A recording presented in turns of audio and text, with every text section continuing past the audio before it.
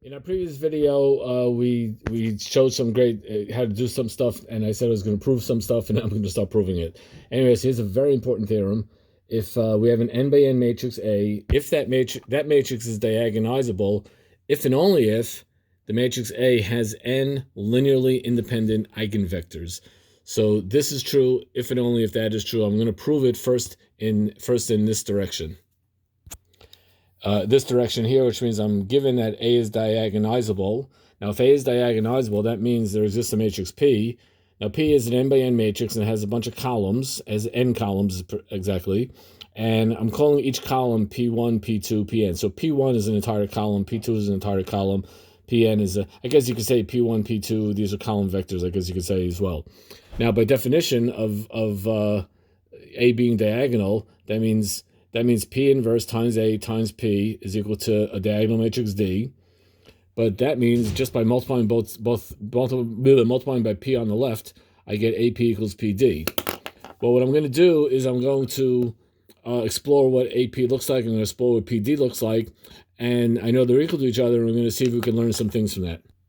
Well, PD, that's matrix P. It's a bunch of, as you know, it's a bunch of columns. And that's matrix D. D is a diagonal matrix, which means I have the main diagonal has values, and everything else off of the main diagonal is all zeros. And why did I use the letter lambda for this main diagonal? Well, we learned that if you have a triangular matrix, the eigenvalues of a triangular matrix are merely the eigenvalues of merely the entries of the main diagonal. And also, we know that the eigenvalues of D are the same as the eigenvalues of A because we learned that similar matrices have the same eigenvalues. So, doing this multiplication, I wind up getting, and this is something we learned when we learned how to multiply matrices, this little fact here. My first column of the product is going to be lambda 1 times everything in that first column.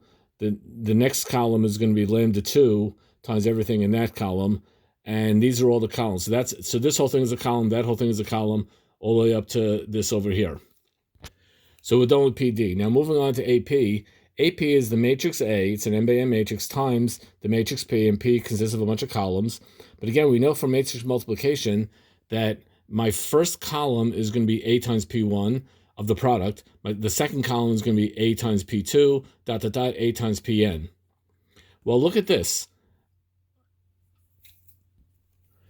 Since this guy is PD and that guy is AP, they're equal. So that means this column is equal to that column, this column is equal to that column, so on and so forth, which means AP1 equals lambda 1 P1, AP2 equals lambda 2 P2, APN equals lambda n Pn. And that means that by definition, that P1, P2, these are all eigenvectors, because that's what an eigenvector is. An eigenvector of a matrix A means that if I multiply A times that vector, I just get a scalar multiple of the original vector. So I've shown that P1, P2, they're all eigenvectors. So I produce n eigenvectors of the matrix A, but how do we know that they're linearly independent? Well, that follows from the fact that since P is invertible, by definition P is invertible, it has an inverse, that we learned that an invertible matrix has linearly independent columns. So therefore P, since it's invertible, all the columns are linearly independent, and these columns are eigenvectors. So voila, these columns are eigenvectors. That's one direction. Now we're going to prove it in the other direction. We're going to assume that A has n linearly independent eigenvectors, and we're going to show, we're going to attempt to show that based on this, it must be diagonalizable. So let's call the eigenvectors P1, P2, P, and these are the eigenvectors. And each eigenvector has an associated eigenvalue. So P1 has alpha, lambda 1, P2 has lambda 2, so on and so forth. I'm going to construct a matrix P, which consists of a bunch of columns, and these columns are the same as these eigenvectors over here.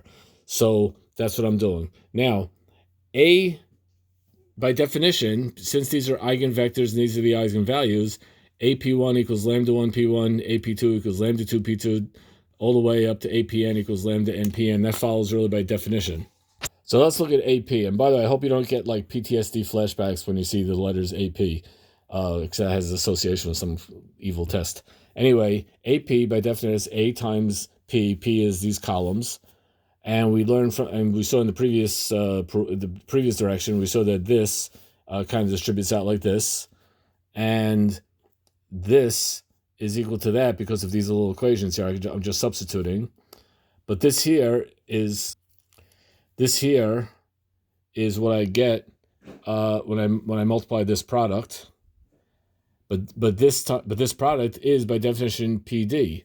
So I've shown that AP equals PD, and of course, if AP equals PD and I multiply both sides by P inverse, then I get P inverse AP is equal to D, which is what it means that A is diagonizable. So here's everything in one shot, and here's the first half of the proof, getting everything into one shot.